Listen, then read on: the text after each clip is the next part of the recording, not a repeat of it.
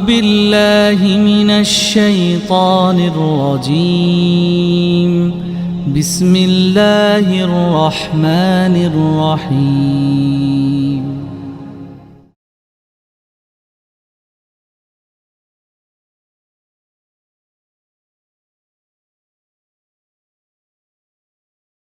Assalamualaikum warahmatullahi wabarakatuh. Alhamdulillahirabbil alamin.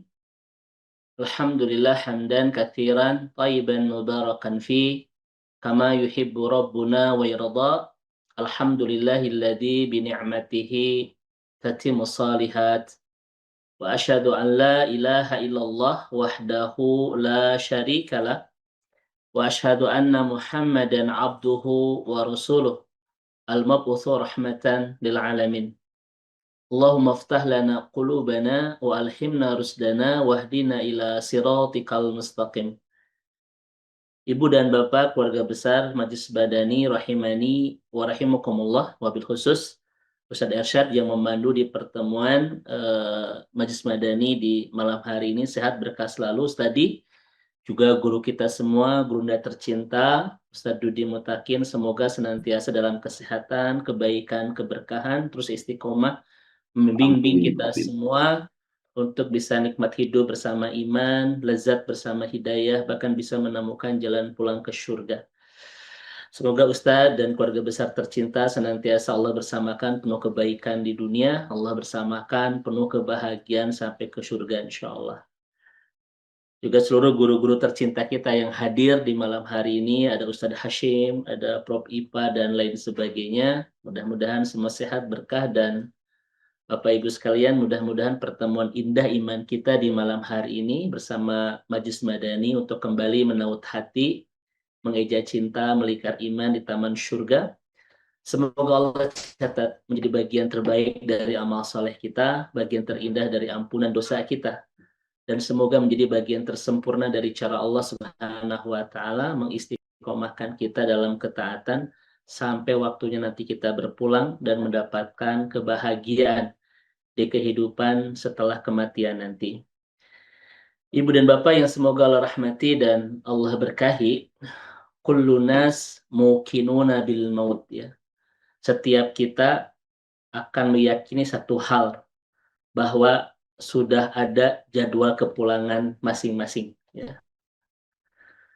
Tidak ada di antara kita yang berkeyakinan akan hidup selamanya di dunia, karena Allah tidak menciptakan kita di dunia untuk tinggal selamanya. Setiap kita sudah ditakdirkan oleh Allah punya jadwal kepulangan masing-masing, bahkan boleh jadi ada di antara kita yang sudah sangat dekat dengan jadwal kepulangan itu. Ini semua keyakinan yang sudah kita yakini sepenuh hati, ya, terkait dengan kehidupan di dunia, ada jadwal kepulangan. Bahkan Bapak Ibu sekalian, kullu nas muqinuna bil liqa'in azim. Setiap kita berkeyakinan akan datangnya pertemuan yang agung, yaitu pertemuan dengan Allah Subhanahu wa Ta'ala. Ya, ini disebut dengan liqa'un azim fi hayatil mu'min. Pertemuan dengan Allah nanti di akhirat itu menjadi liqa'un azim fi hayatil mu'min. Pertemuan yang sangat besar dalam kehidupan seorang mukmin. Nah, sahabat Majelis Madani rahimani wa rahimakumullah, kenapa salafus saleh kita, para ulama kita menyebut liqa'un nama Allah disebut dengan liqa'un azim fi hayatina? Kenapa pertemuan kita dengan Allah nanti setelah datang kematian itu disebut dengan pertemuan yang sangat agung dalam kehidupan kita, ya. Yang pertama, Bapak dan Ibu yang dirahmati Allah Subhanahu wa Ta'ala, karena Allah mengatakan di dalam Al-Quran di surah Maryam ayat 95 bahwa a'udzubillahi minasyaitonir rajim wa kulluhum atihi yaumal qiyamati farda. Karena pertemuan kita dengan Allah kelak di akhirat itu adalah pertemuannya farda, sendiri-sendiri. Tidak per keluarga, tidak per konflik, per komplek, ya, tidak per RT, per RW, tetapi betul-betul sendiri-sendiri. ketika pertemuan dengan Allah itu. Kebayang nggak Bapak Ibu sekalian, kita nanti sendiri-sendiri akan menghadap Allah Subhanahu wa taala, penguasa alam semesta ini. Wa quluhum atihi yaumal qiyamati farda. Betul-betul sendiri-sendiri. Ini alasan pertama kenapa bertemu dengan Allah kelak disebut dengan liqa'un azim fi hayatina. Pertemuan yang sangat besar dalam hidup kita. Karena pertemuannya betul-betul sendiri-sendiri. Bahkan kata Rasulullah Sallallahu Alaihi Wasallam di hadis riwayat Imam Bukhari dan Imam Muslim, sampai-sampai Rasul mengatakan laisa bainahu wa bainahu turjuman. Saking sendiri-sendirinya pertemuan kita dengan Allah nanti di akhirat, tidak ada antara kita dan Allah itu perantara dan penerjemah. Ya. Ini Masya Allah Ibu dan Bapak sekalian. Jadi tidak ada yang disebut dengan seorang istri akan berlindung di balik suaminya, jamaah akan berlindung di balik ustadznya, ya gitu. Rakyat akan berlindung di balik presidennya, tidak ada. Betul-betul itu fardan sendiri-sendiri. Tidak ada penerjemah antara kita dengan Allah Subhanahu wa taala, dan ini adalah sebuah kepastian yang akan kita temui kelak setelah datang kematian kita. Ini alasan yang pertama, Bapak Ibu sekalian. Alasan yang kedua, kenapa liqa'una ma'allah fi yaumil qiyamah disebut dengan liqa'un azim fi hayatina?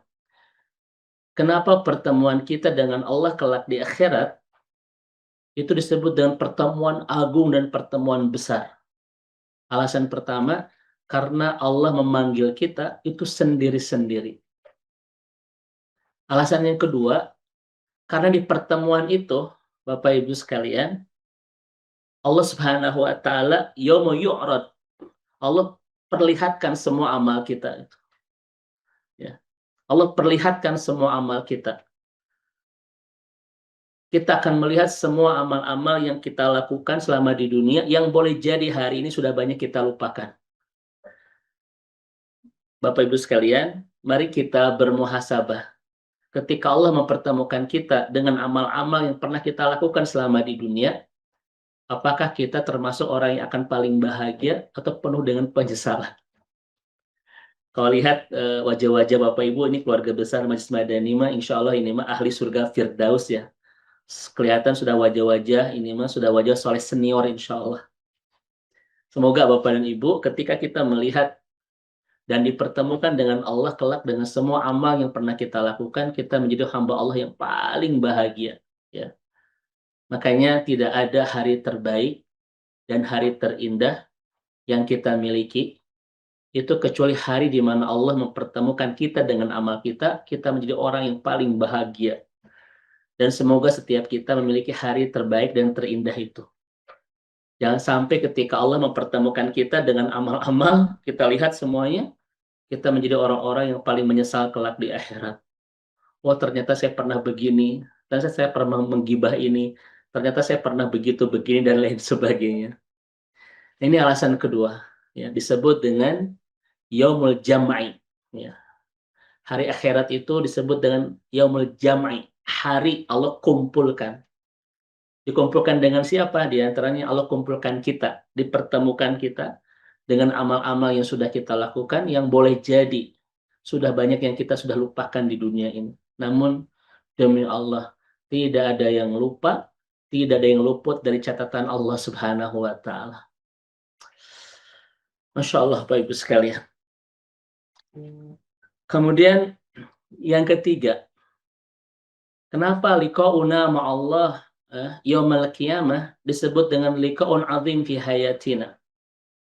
Pertemuan kita dengan Allah Subhanahu wa taala kelak di akhirat itu disebut dengan pertemuan yang sangat besar dan sangat agung, karena alasan yang ketiga adalah, Bapak Ibu, kita tidak hanya bertemu dengan Allah sendiri-sendiri, kita tidak hanya diperlihatkan semua amal-amal kita, tetapi Allah akan menanyakan satu persatu amal itu. Jadi di pertemuan itu Bapak Ibu sekalian, Kita tidak ditanya kamu orang mana, sudah menikah atau belum, dulu ketika di dunia punya iPhone 17 Pro Max tidak, dulu ngedukung Persib atau tidak. Bukan itu bahasan-bahasan nanti ketika bertemu dengan Allah.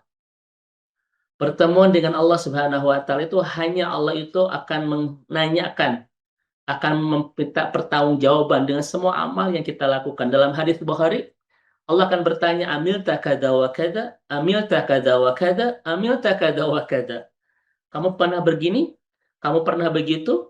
Kamu pernah bahagia? Nah, apa begitu apa Ibu ya? Semua ditanya oleh Allah. Tidak ada yang luput. Dan Rasulullah Shallallahu Alaihi Wasallam itu mengatakan kita hanya bisa menjawab naam, naam, naam, iya, iya, iya.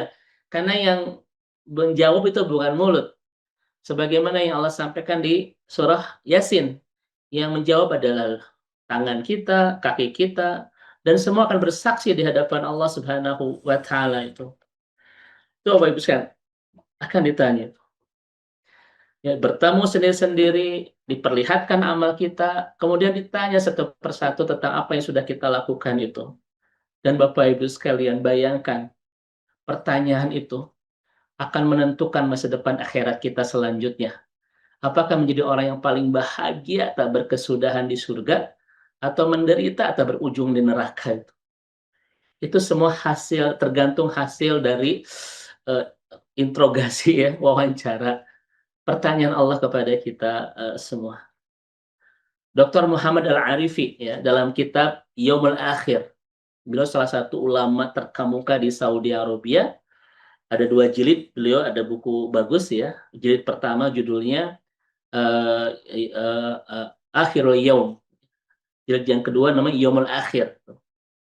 Nah, di jilid yang kedua ini beliau bercerita bahwa ketika Allah menanyakan amal-amal kita, itu ada 4 pola Bapak Ibu sekalian.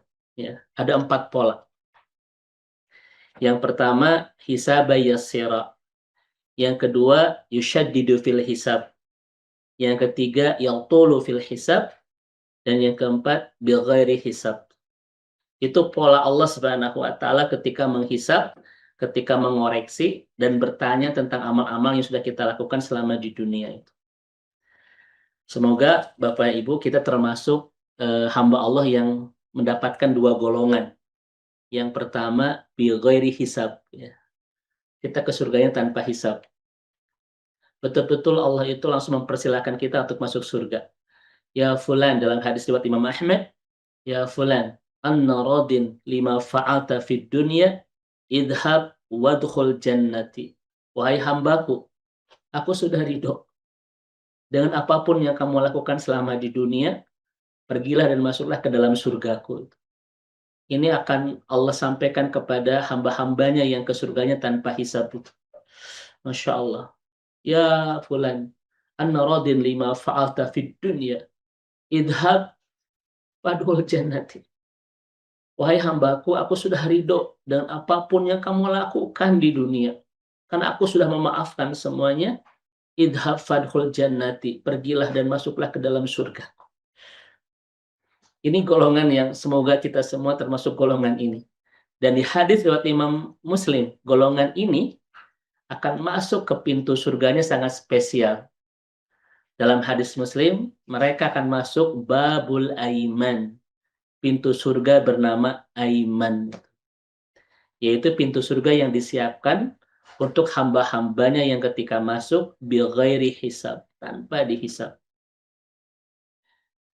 Kalaupun kita tidak termasuk golongan ini, semoga kita masuk golongan yang kedua Bapak Ibu. Apa itu?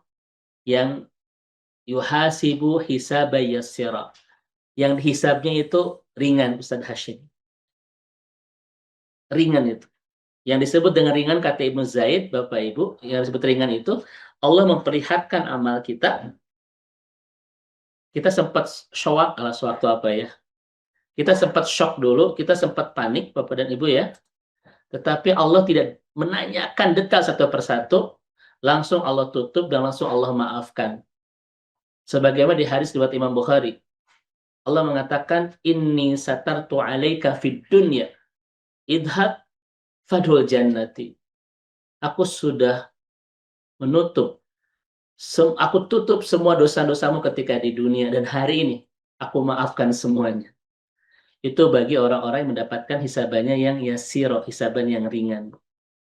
Makanya kata Aisyah di hadis riwayat Imam Tirmidzi, Bapak Ibu, Rasulullah itu yaqulu fi ba'di salatihi.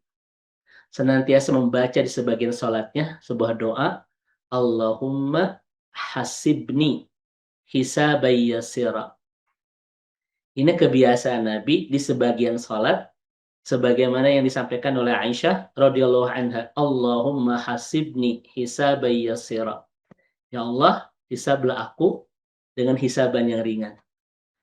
Bapak Ibu, ini boleh menjadi sebuah doa yang senantiasa kita pintakan kepada Allah di setiap sholat kita ya.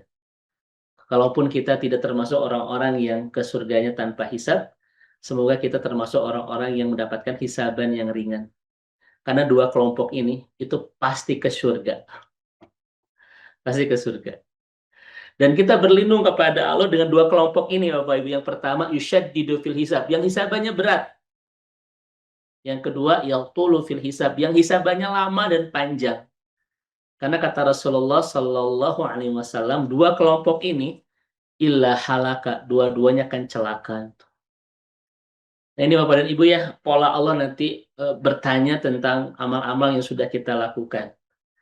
Inilah 3 alasan kenapa pertemuan dengan Allah kelak di akhirat itu disebut dengan liqa'un 'azim fi hayatina. Pertemuan terbesar dalam hidup kita. Ya kebayanglah oleh Bapak Ibu sekalian, jangankan bertemu Allah ya, kelak di akhirat satu persatu, sendiri-sendiri, ditanya, dan ditentukan masa depan akhirat kita. Dulu ketika kita ngelamar kerja misalnya, kemudian diinterogasi, tanda kutip oleh HRD, kira-kira perasaan Bapak Ibu bagaimana? Ketika kita ngelamar sebuah pekerjaan ke sebuah perusahaan, kemudian ditanya oleh HRD satu persatu, perasaannya bagaimana? Masa saya biasa-biasa wae dan tidak pernah ditanya. Ya, itu pasti Pak nervous Ustaz ya, Ustaz Duna, nervous, grogi, takut gitu ya. Kebayang nggak nanti Pak, pertemuannya bukan dengan manusia, pertemuannya dengan pencipta alam semesta. Sendiri-sendiri diperlihatkan amal kita dan ditanya satu persatu, tidak ada yang luput dari pertanyaan dan catatan dan pemeriksaan itu. Dan setelah itu akan menentukan masa depan akhirat kita setelah pertanyaan itu. Apakah kita termasuk orang-orang yang bahagia di surga atau yang menderita tak berkesudahan kelak di neraka. Semua sangat bergantung kepada hasil pemeriksaan nanti di akhirat. Bapak Ibu, sekali lagi, semoga kita termasuk orang-orang yang ke surganya tanpa hisab ya. Ini hanya dikhususkan untuk 4 golongan kata Rasulullah SAW itu ya. Dan semoga kita pun, kalaupun tidak ke surga tanpa hisab, semoga kita mendapatkan hisaban yang ringan. Dan kata para ulama, salafus saleh mengatakan, bagi siapa hisaban yang ringan itu? Bagi orang yang berpulang setelah mendapatkan ampunan. Ya. Bagi orang yang berpulang setelah mendapatkan ampunan. Inilah orang-orang yang nanti dihisapnya itu Ustaz Hasim, Unda, Ustaz Dudi tercinta, Ustaz Irsyad, itu adalah orang-orang yang mendapatkan hisaban ringan.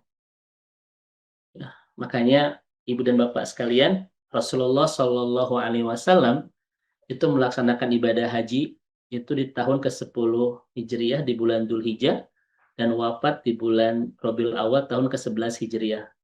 Sejak haji sampai kewafatan Nabi, kata Ibnu Umar, zikir yang paling banyak Nabi itu ucapkan ya, pintakan kepada Allah adalah tentang memohonkan ampunan.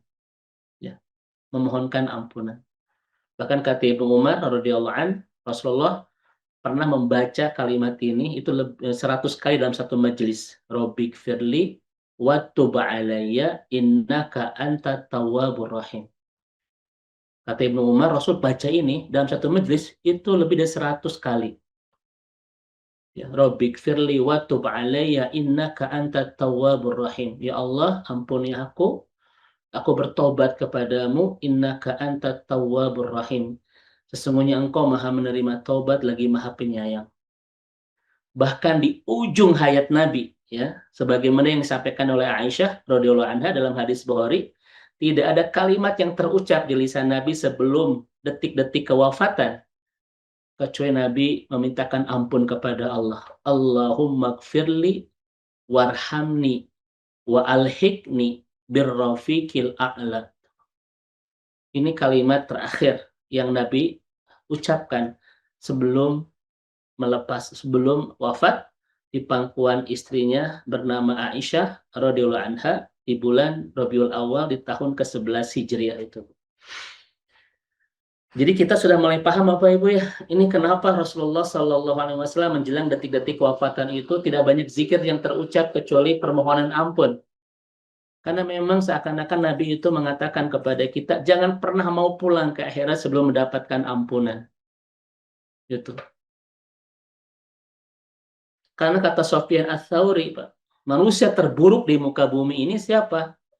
Orang-orang yang meninggalkan dunia tanpa sempat mendapatkan ampunan dari sang pemilik dunia.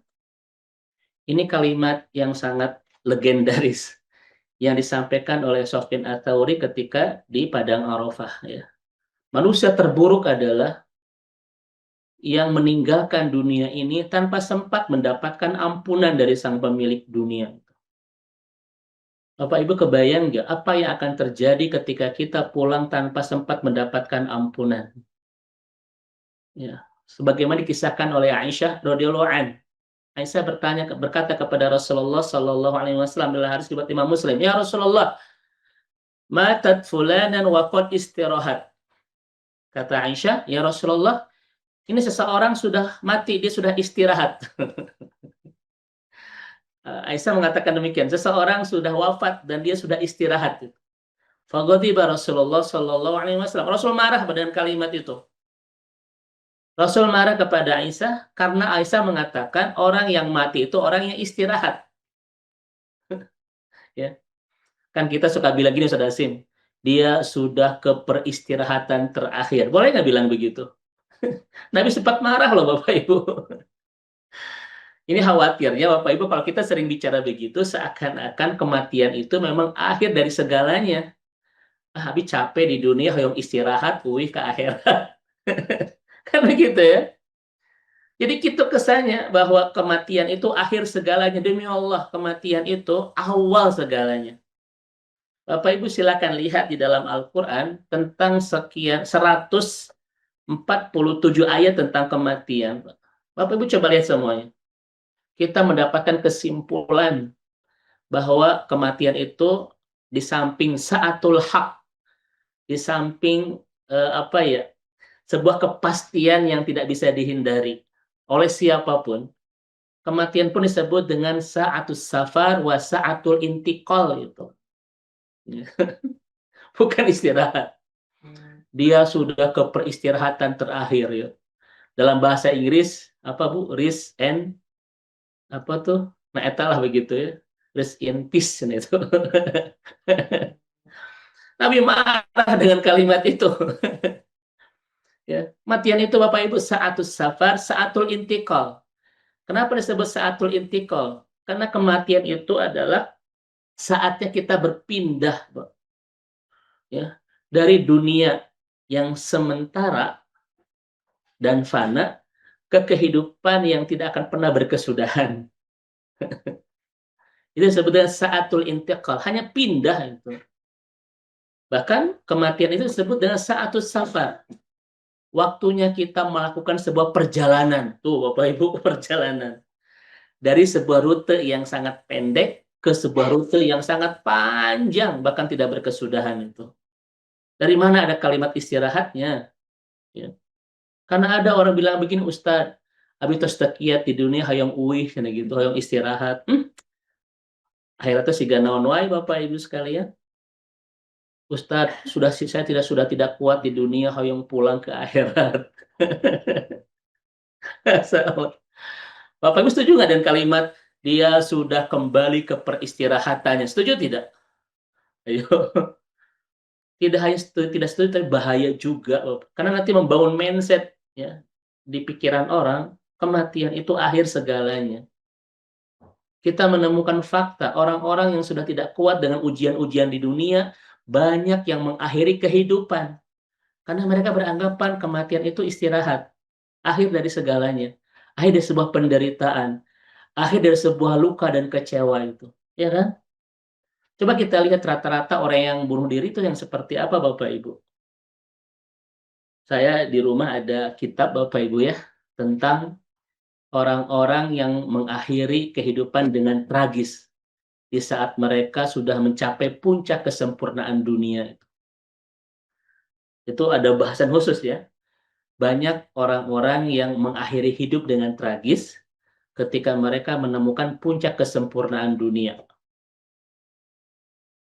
Kan agak ironis Bapak Ibu ya, sudah mendapatkan kesempurnaan dunia, tetapi tega mengakhiri kehidupan dengan tragis. Di puncak popularitas, di puncak kekayaan, Pak, di puncak tinggi jabatan.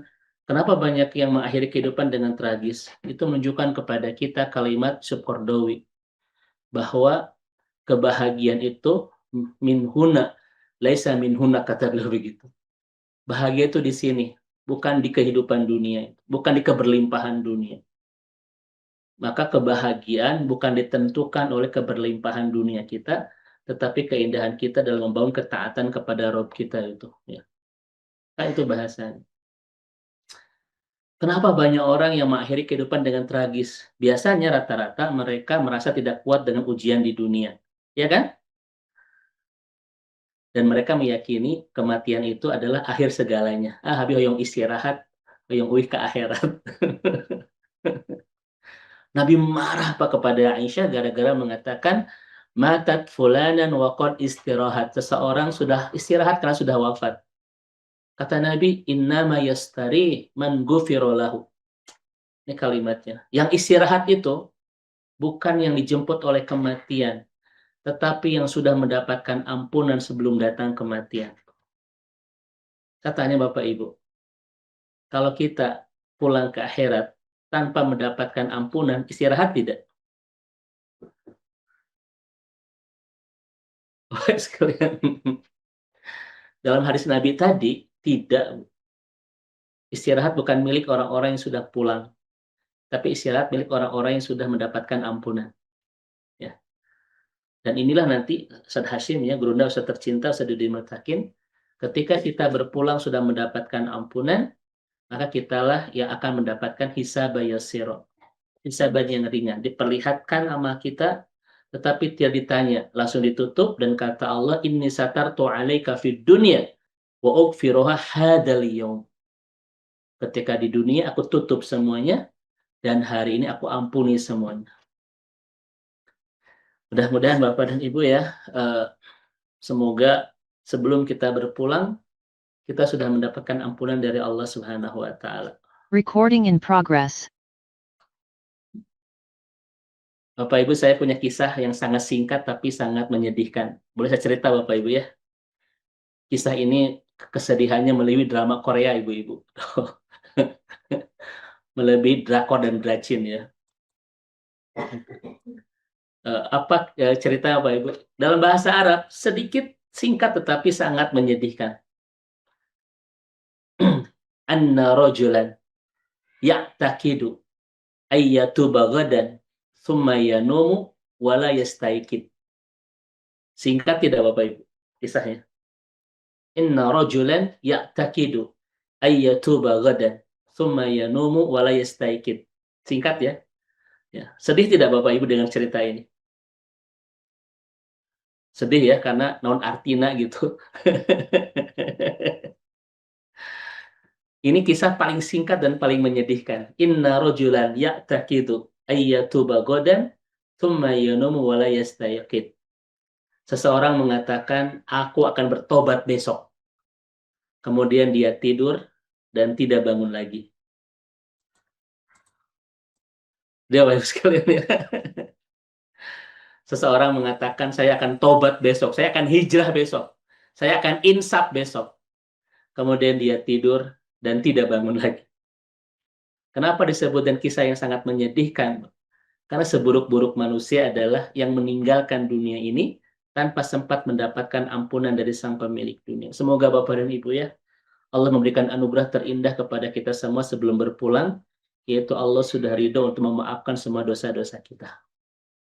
Baik, kita kembali. Inilah 3 alasan kenapa bertemu dengan Rabb kita Allah Subhanahu wa taala kelak di akhirat disebut dengan liqa'un 'azim fi hayatina.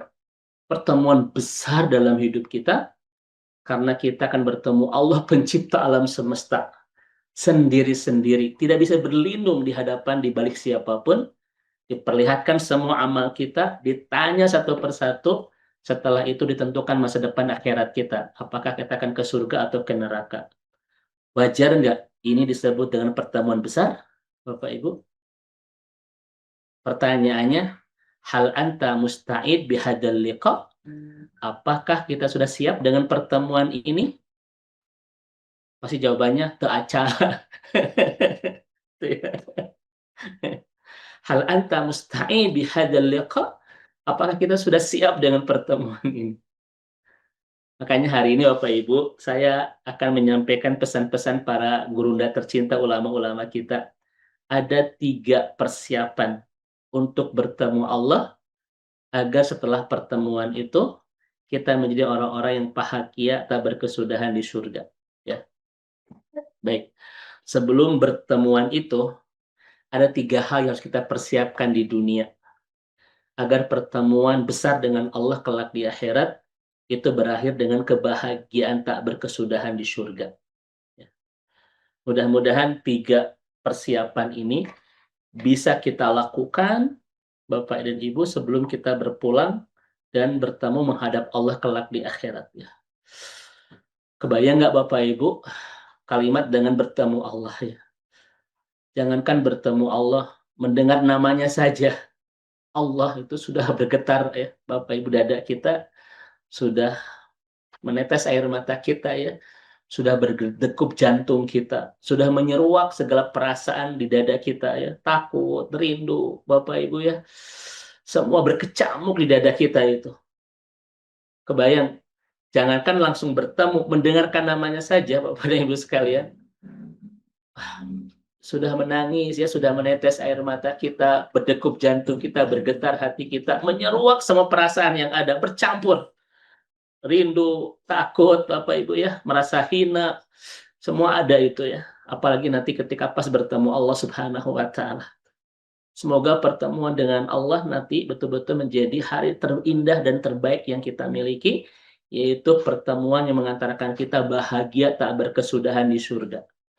Baik, ada 3 Bapak Ibu sekalian, al-isti'dad ya. Ada 3 persiapan yang harus kita lakukan qabla al-liqa ma'allah, sebelum kita bertemu Allah Subhanahu wa taala. Baik. Yang pertama, Ibu dan Bapak yang semoga Allah rahmati dan Allah berkahi. Persiapan yang harus kita lakukan yang pertama kata salafus saleh sebelum bertemu Allah adalah hubbul liqa'illahi subhanahu wa ta'ala. Ini yang pertama. Sebelum kita bertemu dengan Allah kelak di akhirat, persiapan pertama adalah hubbul liqa'illahi subhanahu wa ta'ala. Cintai pertemuan itu. Dari sekarang Bapak Ibu. Sebelum nanti bertemu, dari sekarang kita membangun hubbul liqa'illahi subhanahu wa ta'ala. Kita bangun rasa cinta, rasa rindu ingin bertemu Allah. Pertanyaannya, why? Kok jadi bahasa Inggris Bapak Ibu? Ustadz, mengapa? Jadi why ya Bapak Ibu? Ya. Ustadz, mengapa kita dari sekarang harus membangun rasa cinta bertemu Allah sebelum kita nanti betul-betul bertemu? Rasulullah Shallallahu Alaihi Wasallam mengatakan dalam hadis, Bapak Ibu sekalian, riwayat Imam Bukhari, man ahabba liqa Allahi ahabballahu liqa'ah, wa man kariha liqa Allahi karihallahu liqa'ah. Itu kata Rasulullah, Bu. Siapa yang mencintai pertemuan dengan Allah, Allah pun mencintai pertemuan dengannya. Dan siapa yang membenci pertemuan dengan Allah, Allah pun benci pertemuan dengannya. Ini alasan pertama. Harus membangun perasaan cinta untuk bertemu Allah. Kenapa? Man ahabba liqa Allah, ahabballahu liqa'ah, wa man kariha liqa Allah, karihallahu liqa'ah. Siapa yang cinta pertemuan dengan Allah, Allah pun mencintai pertemuan dengannya. Dan siapa yang benci bertemu dengan Allah, Allah pun benci pertemuan dengannya. Pertanyaan saya kepada Bapak Ibu saat ini, di dada kita, perasaan cinta atau takut bertemu dengan Allah? Mohon izin. Tolong jawab dengan jujur dan tidak dusta di antara kita. Allah. Sekalian. Karena Allah itu Bapak Ibu sesuai dengan prasangka hambanya. Kalau kita cinta bertemu dengan Allah, Allah pun cinta bertemu dengan kita. Kalau kita benci, takut, dan tidak mau bertemu Allah, Allah pun benci bertemu dengan kita. Pertanyaannya di dada kita saat ini, cinta atau tidak mau bertemu dengan Allah? Tolong Bapak Ibu dijawab. Loh, sika interogasi ini.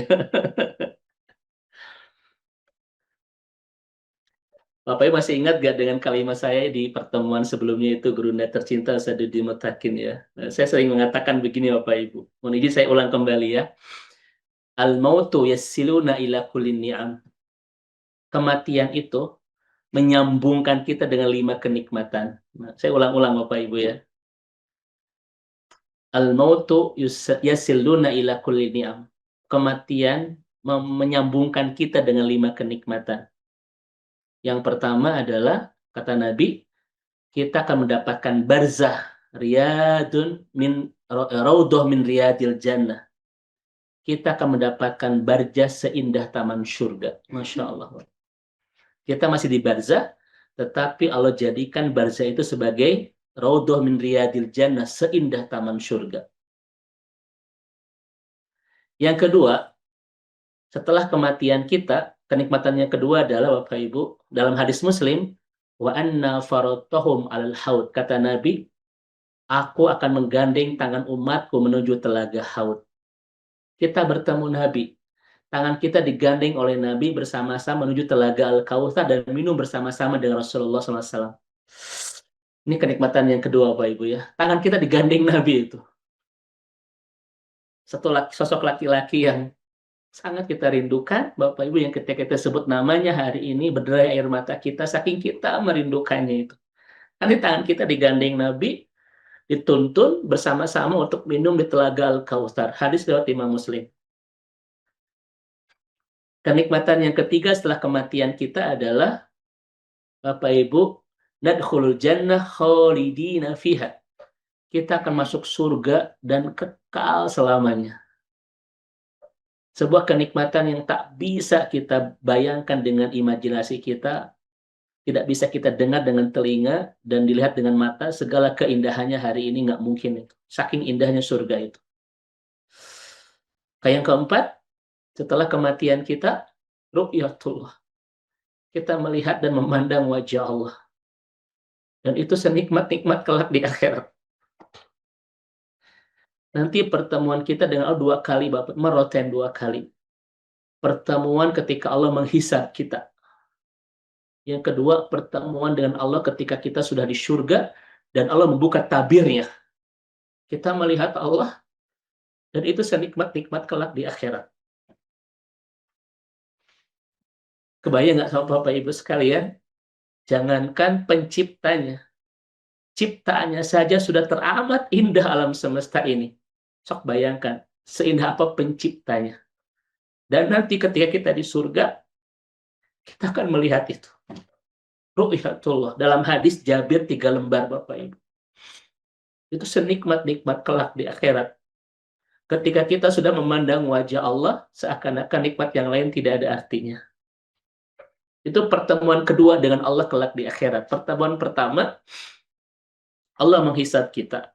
Sebagian ulama mengatakan, Bapak Ibu, itu pertemuan kita belum bisa melihat Allah membuka tabir. Tapi nanti ketika kita sudah di surga, kita memandang wajah Allah. Dan Allah membuka tabirnya, dan itu senikmat-nikmat kelak di akhirat.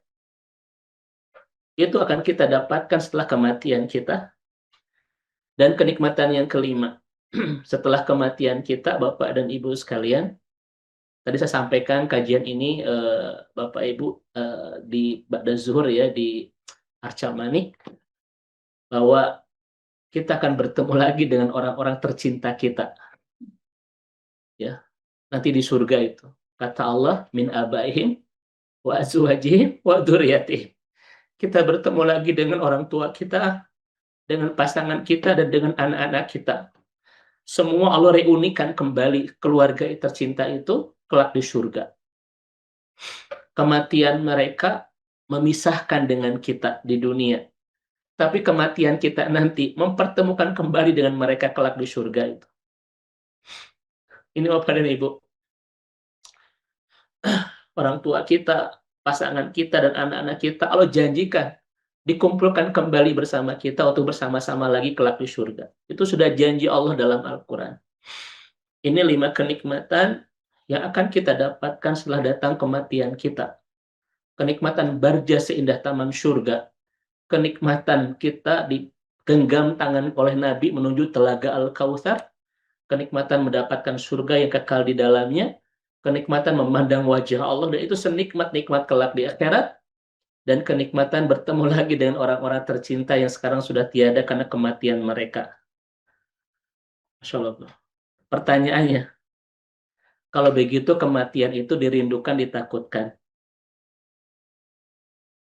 Itu jadi masalah sekalian.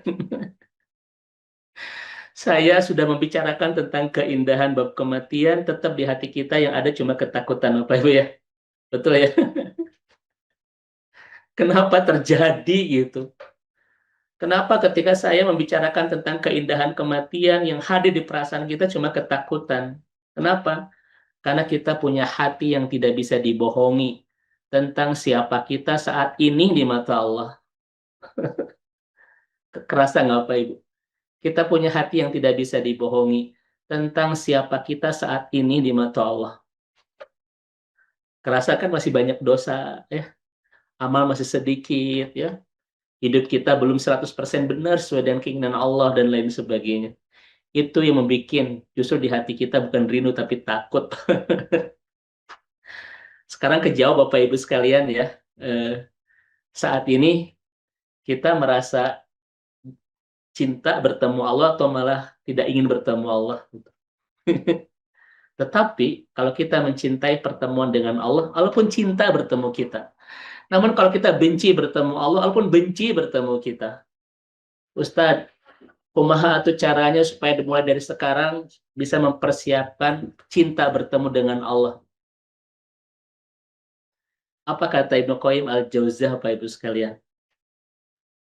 Para sahabat itu sudah mengajarkan kepada kita bagaimana cara persiapan itu. Para sahabat Nabi kan mereka adalah yashtaqun biliqa'illahi. Mereka orang-orang yang rindu bertemu dengan Allah. Orang-orang yang rindu dengan kematian. Memang Ustaz boleh merindukan kematian. Merindukan kematian itu tanda kedalaman iman. Tapi tidak boleh meminta kematian. Karena meminta kematian itu tanda keputusasaan. Ya, begitu. Bapak Ibu, demi Allah, semakin kita banyak berbuat khilaf, semakin kita ini membiarkan banyak kemaksiatan yang kita lakukan, kita semakin takut dan semakin tidak ingin bertemu Allah. Betul tidak? Itu ya. Ketika di harta kita ada yang tidak halal, Bapak Ibu, ya, yang sampai hari ini belum diselesaikan, itu membuat kita makin tidak mau bertemu Allah. Ketika banyak dosa-dosa yang masih kita belum selesaikan, ada harta-harta milik orang lain yang belum kita bereskan, Bapak Ibu ya, ada kewajiban-kewajiban yang masih kita tinggalkan, kita makin tidak mau bertemu Allah. Kalau kita makin tidak mau bertemu Allah, Allah pun makin tidak mau bertemu kita. Maka caranya mulai hari ini, pastikan seluruh hidup kita dipandu oleh syariat. Pastikan harta kita itu tidak ada yang haram, tidak ada yang syubhat. Pastikan semua amal kita tidak ada yang menyelisihi perintah Allah dan Rasul-Nya. Itu Bapak Ibu coba dilatih, lama-lama akan mulai muncul pelan-pelan kerinduan bertemu Allah. Tapi kalau sebaliknya, amal kita masih berantakan, harta kita masih nggak karuan, mana halal, mana haram, sampai kapanpun kita tidak akan pernah mencintai bertemu dengan Allah. Karena hati itu tidak bisa dibohongi tentang siapa kita di hadapan Allah Subhanahu wa Ta'ala. Pertanyaannya, Bapak Ibu, hari ini sudah siap bertemu Allah? Coba angkat tangan, siapa yang sudah siap? Pasti mulai ngacung. Ya, kenapa Bapak Ibu tidak ngacung? Karena saya pun tidak akan ngacung, Bapak Ibu. Ya, ya Pak Agus ya. Kita nggak ngacung. Masya Allah. Mudah-mudahan Bapak dan Ibu dengan keistiqomahan kita ya untuk sekuat tenaga ittaqullah haqqa tuqatih, ittaqullah mastata'tum. Sekuat tenaga hidup kita sesuai dengan aturan Allah, maka semoga pelan-pelan cinta untuk bertemu Allah itu mulai tumbuh dalam hati kita ya. Karena memang itu syaratnya. Kalau ingin Allah menemukan kita dalam keadaan cinta, kita harus bersiap-siap untuk mencintai pertemuan dengan Allah itu. Tapi kalau kita semakin banyak dosa, harta kita semakin tidak jelas, bla bla bla, akan tidak mungkin Bapak Ibu punya perasaan ingin bertemu Allah. Akan makin takut, makin benci dan makin tidak mau bertemu Allah. Nah, ini yang pertama, persiapan dari sekarang hubbu liqa'illahi subhanahu wa ta'ala. Persiapan yang harus kita lakukan sebelum bertemu Allah kelak di akhirat agar setelah bertemu itu kita menjadi orang-orang yang bahagia di surga adalah cintai pertemuan dengan Allah itu. Man ahabba liqa Allah, ahabballahu liqa'ah, wa man kariha liqa Allah, akarihallahu liqa'ah. Siapa yang mencintai pertemuan dengan Allah, Allah pun mencintai bertemu dengannya. Dan sebaliknya, siapa yang membenci bertemu dengan Allah, Allah pun benci pertemuan dengannya. Semoga hari-hari yang kita miliki ke depan adalah hari-hari kita menyiapkan hati untuk mencintai pertemuan dengan Allah. Ini yang pertama, Ibu dan Bapak sekalian ya, persiapannya. Kemudian yang kedua, persiapan apa yang harus kita lakukan untuk liqa'un azim fi hayatina, yaitu liqa'a ma'allah, liqa'un ma'allah. Persiapan yang harus kita lakukan untuk pertemuan besar, yaitu bertemu dengan Allah. Yang kedua adalah, Bapak Ibu sekalian, kata salafus soleh kita, nah ini. Nah, ayyakuna sabiron alal makari wa sabru ma'akadal manazil fi tariqil mahabbah wa alzamuha lil muhibbin. Ya. Jadi bahasa kita Bapak Ibu, yang harus kita siapkan sekarang adalah apa barusan itu? Lupa lagi. Oh, ayyakuna sabiron. Bapak Ibu ya, alal makari fi tariqi mahabbatillah. Kita harus bersabar di jalan yang mengantarkan Allah mencintai kita. Kita harus bersabar di jalan yang mengantarkan Allah mencintai kita, yang mengantarkan kita dicintai oleh Allah. Pertanyaannya, Ibu dan Bapak, jalan apa yang harus kita tapaki dan kita lalui yang mengantarkan Allah mencintai kita? Dan kita sabar di jalan itu. Jalan apa namanya? Ini bukan jalan Soekarno-Hatta, Muhammad Toha gitu, bukan Bapak Ibu. Ayyakuna sabiron fil makarih fi tariqi mahabbatillah. Kita harus bersabar di jalan yang mengantarkan Allah mencintai kita, atau di jalan yang mengantarkan kita dicintai oleh Allah. Pertanyaannya, ayut tariq, jalan apa yang mengantarkan Allah mencintai kita? Yaitu jalan Bapak Ibu sekalian yang disebut oleh Al-Quran di surat Ad-Dariyat 56 adalah jalan ketaatan Bapak Ibu itu ya. Bersabar di jalan itu.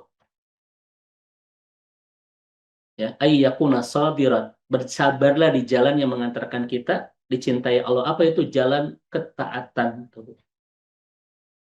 Bapak Ibu, siapa manusia terbaik itu? Yaitu yang hidupnya sesuai dengan apa yang Allah inginkan. Salam Bapak Ibu ya. Hamba terbaik itu ada seorang hamba yang hidupnya betul-betul sesuai dengan apa yang Allah inginkan. Semoga ketika Allah menemukan kita, Bapak dan Ibu, setiap saat kita berada di keadaan yang sangat Allah inginkan. Semoga insya Allah. Apa yang paling Allah inginkan dari kita?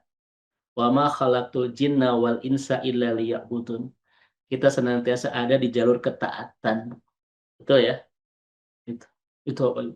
Jadi cuma inilah jalan yang mengantarkan Bapak Ibu sekalian Allah mencintai kita ketika bertemu pertemuan itu. Tidak ada yang akan Allah berikan kepada kita di ujung jalan setelah kita menapaki jalan ketaatan, kecuali Allah bertemu kita dalam keadaan teramat mencintai kita.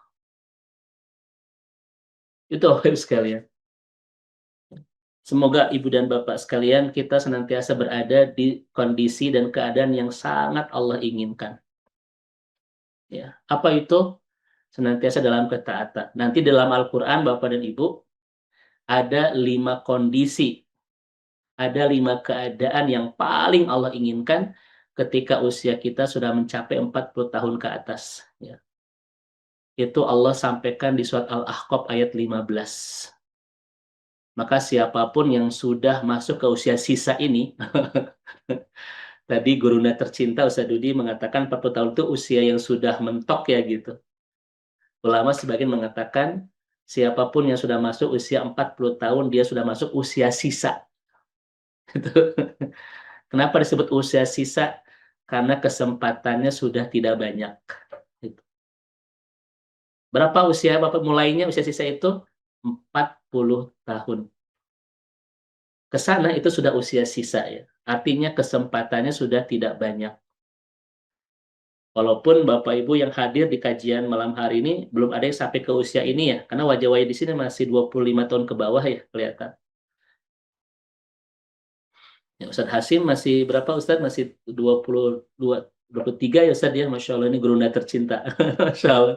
Berkah selalu Ustadz. Nah di surat ini Bapak Ibu Al-Ahqaf ayat 15 ada 5 keadaan yang paling Allah inginkan bagi siapapun yang sudah masuk usia 40 tahun ke atas ya. Ini mungkin nanti dikaji oleh gurunda tercinta kalau sudah dimutakin ya. Maka siapapun yang sudah masuk usia 40 tahun harus menjadikan ayat ini panduan di sisa hidupnya itu. Karena ada 5 amalan yang dipandu di ayat ini untuk mengantarkan siapapun yang sudah masuk ke usia sisa menjadi hamba-hamba yang sangat Allah inginkan. Ya, ada 5 nama Bapak Ibu sekalian. Nanti gurunda tercinta Ustaz Dudi Mutakin akan menjelaskan itu ya. Jadi yang sudah 40 tahun ke atas Bapak Ibu tong rariwo, tong sedikit-sedikit OTW gaskeun ya Bapak Ibu. Panduan hidupnya sudah dipandu itu ada 5 itu ya dalam Al-Qur'an itu. Oke, ini yang kedua, ayyakuna sabiran alal makari fi tariqi mahabbatillah. Kita harus senantiasa bersabar di jalan yang mengantarkan Allah mencintai kita. Jalan apa namanya? Jalan ketaatan Bapak Ibu. Ya. Maka Ibu dan Bapak sekalian, siapa yang lelah dalam ketaatan di dunia, dia akan menemukan istirahat penuh kebahagiaan di surga. Dan sebaliknya, siapa yang tidak lelah dalam ketaatan di dunia, dia akan lelah dalam penyesalan kelak di akhirat. Tetapi pertanyaannya, Ustadz, kenapa harus bersabar di jalan itu? Kenapa harus bersabar di jalan ketaatan? Karena jalan ketaatan itu Bapak Ibu, jalan yang betul-betul, kata Kordowi itu, jalan yang betul-betul banyak kesulitannya. Banyak godaannya. Bahkan Nabi mengatakan, siapa yang sungguh-sungguh di jalan ketaatan, dia mujahid Ustaz Hasim. Nabi sampaikan itu ketika Haji Wada. Siapa yang sungguh-sungguh dalam ketaatan, dia mujahid. Kenapa disebut mujahid? Karena ketika dia berbuat ketaatan, dia sudah memenangkan sebuah pertempuran dengan 3 musuh yang ingin menghentikan ketaatan kita. 1, kesibukan dunia, kata Yahya bin Mu'az Ar-Razi. 2, setannya. Dan 3, syahwatnya. Itulah 3 musuh yang ingin menghentikan ketaatan-ketaatan kita. 1, dunia. 2, setan. 3, syahwat.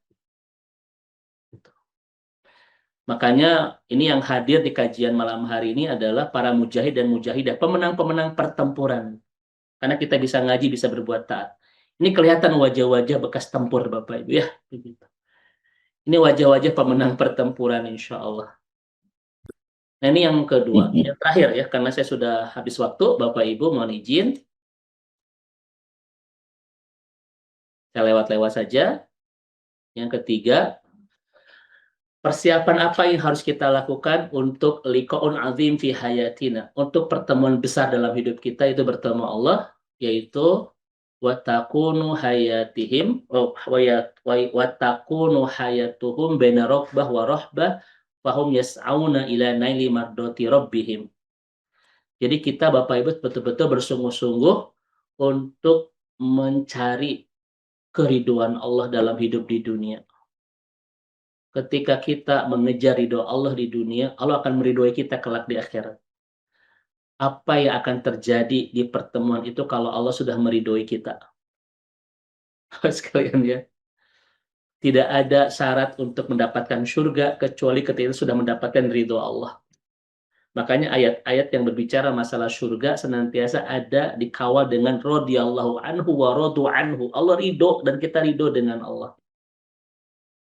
Maka tidak ada hari yang berlalu di kehidupan kita kecuali kita mencari satu hal terindah, yaitu mencari doa Allah Subhanahu wa taala. Bahkan semoga pengajian kita di malam hari ini bersama guruna tercinta Ustaz Dudi mudah-mudahan mengantarkan Allah meridhoi kita. Dan nanti Bapak Ibu dalam hadis Nabi, bagaimana cara mendapatkan ridho Allah? Kata Nabi, faman rodiya falahur ridha. Kita harus ridho dengan pemberian Allah, harus ridho dengan syariat Allah, dan harus ridho dengan ketentuan Allah. Kalau kita sudah ridho dengan tiga ini, Allah akan meridhoi kita. Dan ketika Allah ridho dengan kita, pertemuan dengan Allah pun, Allah dalam keadaan sudah meridhoi kita. Itu Bapak Ibu ya. Ini tiga kata Nabi itu, kalau kita mendapatkan ridho Allah. Satu, kita ridho dengan pemberian Allah. Yang kedua, ridho dengan syariat Allah dalam hidup ini. Dan yang ketiganya, kita ridho dengan ketentuan takdir yang Allah sudah berikan kepada kita. Mana mungkin Allah meridhoi kita kalau kita tidak ridho dengan ketentuan Allah, pemberian Allah, dan syariat Allah. Semoga Allah membimbing, memandu, dan menguatkan kita untuk bisa ridho dan apapun yang Allah berikan dalam hidup ini, agar kita bisa mendapatkan ridho Allah. Ini Bapak dan Ibu, saya persingkat karena waktu, 3 cara terbesar untuk menghadapi pertemuan terbesar nanti, pertemuan dengan Allah di akhirat, agar hasil pertemuan itu mengantarkan kita bahagia tak berkesudahan di surga. Wallahu a'lam bishawab. Mangga Ustaz Irsad saya persilahkan. Wallahu a'lam bishawab.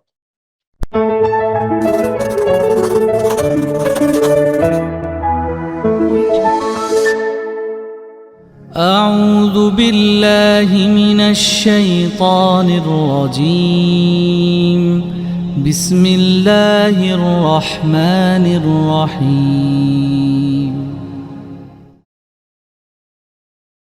Makna rumah tangga kita kepada khitahnya. Kita akan ibadah tanggal 15 di Jalan Adipati Kertabumi nomor 15 dari pagi sampai sore tentunya. Kami mengajak pasangan-pasangan untuk mari kita berdiskusi tentang rumah tangga bersama Ustadz Ucu Najmudin, Ustazah Imas Karyamah, dan Ustazah Devi Sophia, juga Tuan Agung Fatwan, dan saya ada Ceng Idris untuk membawakan acara ini, dan beberapa teman lainnya. Kuotanya hanya untuk 25 pasang saja tanggal 15. Kuotanya hanya untuk 25 pasang saja tanggal 15. 25 pasang yang tidak berpasangan nggak dulu ya. Yang jelas tanggal itu kita adakan acaranya di Adipati Kertabumi nomor 15 dari pagi dengan fasilitas. Mudah-mudahan kita siapkan makan siang, ada snack, ada catatan dan lain sebagainya. Insya Allah dari sini nanti akan kita lahirkan anak-anak yang tidak masuk ke dalam generasi Z atau Alpha, tapi anak-anak yang memiliki kepribadian Rasulullah SAW.